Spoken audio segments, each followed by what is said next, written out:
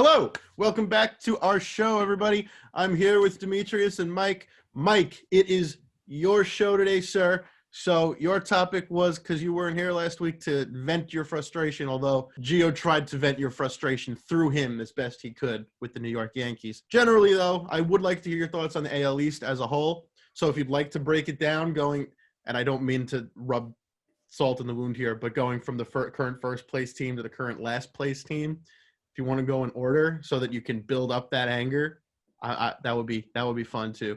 Or if you want to start right out the gate with your anger, that'd be great too. However you want to do it, Mike, it's your show. Gentlemen, I'm in camo attire.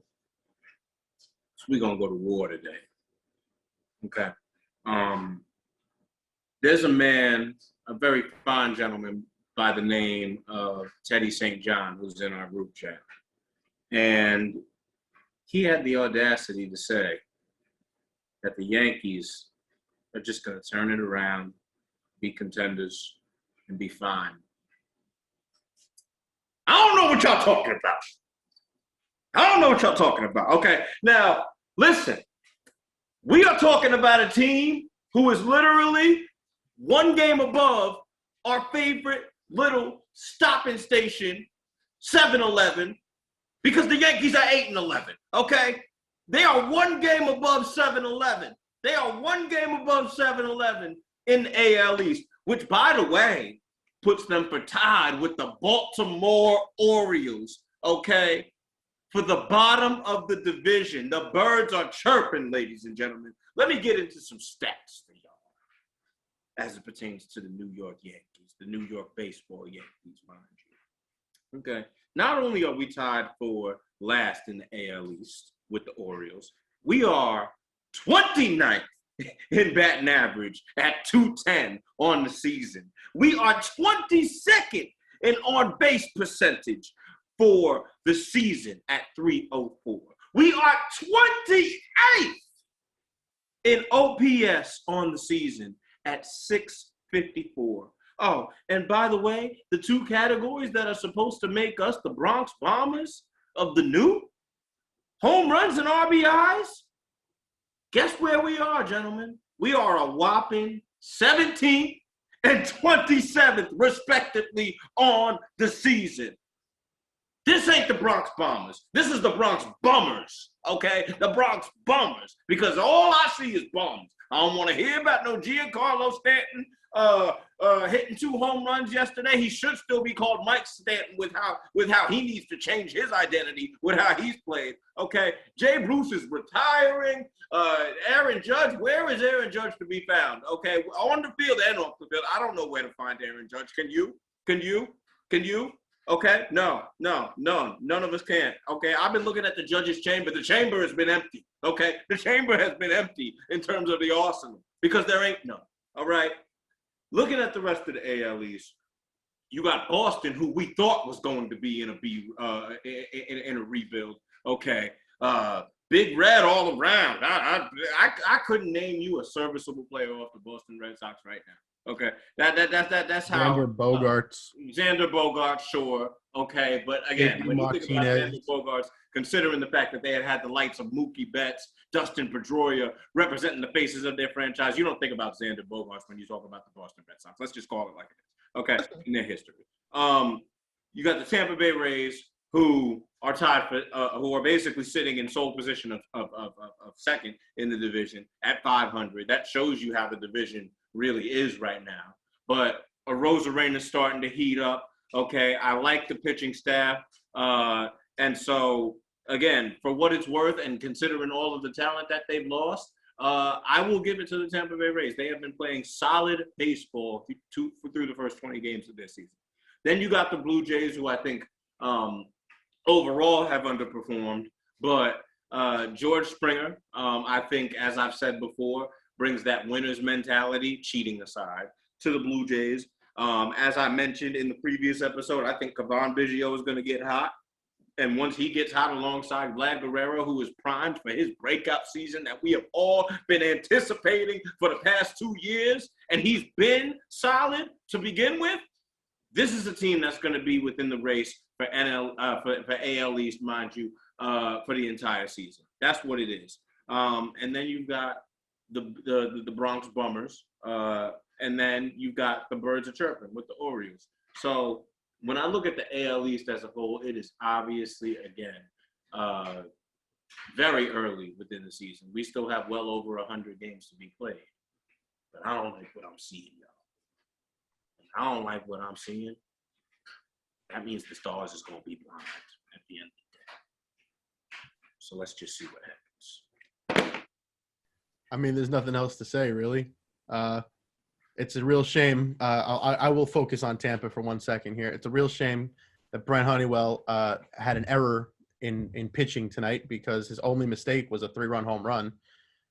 It's really unfortunate. He might get tagged with the loss. He had a great start against the Yankees, but that's looking less and less impressive, sadly. 2 perfect innings, 2 strikeouts, no runs, no hits, no walks, nothing in his debut. And we saw him against Kansas City, in which he gave up a run. And we see him against Toronto, in which he gave up a hit. He got 2 outs in a row. Then he gave up a hit. Then he gave up a home run with 2 out. So I don't really know what to make of Brent Honeywell at this moment. I am hopeful that he is as good as he looked against the Yankees, against other teams.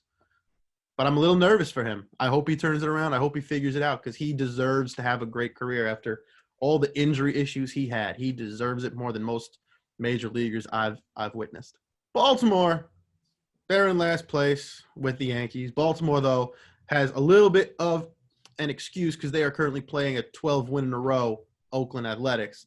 They lost their last 2 losses have come at the hands of currently the hottest team in baseball.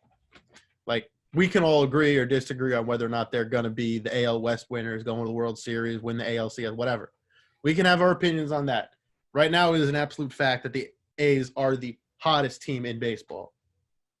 When you lose 2 in a row to them, it's understandable. The Yankees do not have that excuse. Do you know why they don't have that excuse? Because they haven't played Oakland yet. They have not played, not only have they not played Oakland, they have not played outside the Eastern time zone. Cleveland is in the Eastern time zone. That's as far west as they've been. They ain't played nobody yet. They have played Baltimore, Toronto, Tampa. Twice against the Braves, and they actually beat the Indians 2 in a row. Good for them. They're figuring something out against the Indians. They're nothing. The Indians are nothing. They split games against the Braves. They lost 5 out of 6 against Tampa. They lost 4 of 6. They lost 5 of 6 against Tampa. They lost 4 of 6 against the Blue Jays. Their wins have come against Baltimore, 1 against Tampa, Toronto twice, Atlanta once, Cleveland twice.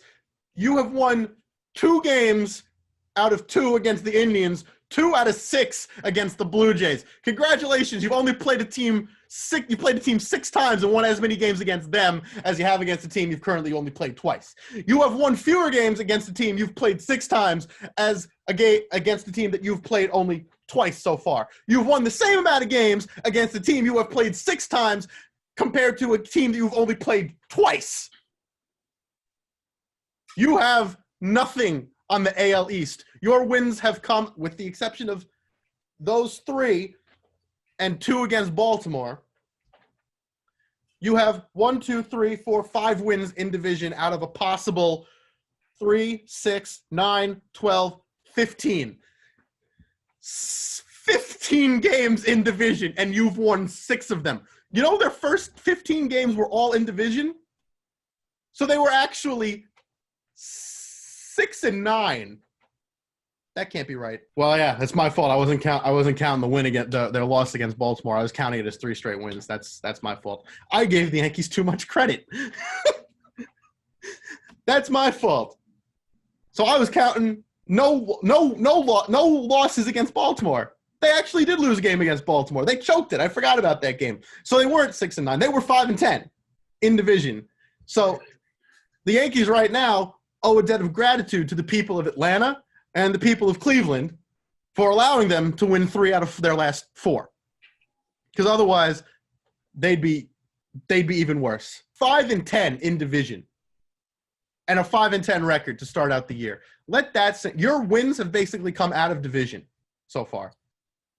So you're screwed. If this is you 19 games against those 4 teams, that's 76 games against 4 teams at a rate of 5-10, 1 win for every 2 losses. You would be 26-52 if you only played division games at that rate. Good luck to you, Yankees. I mean, and one more thing about the Yankees, we just went on and on about the hitting.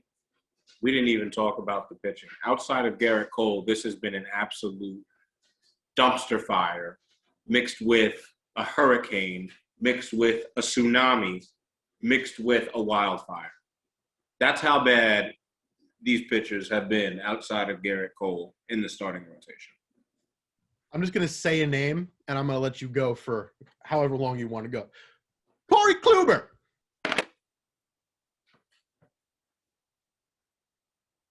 No. I've done enough. No. You're not going to try me today. No. I'm not falling for your genjutsu, Adam. Nope.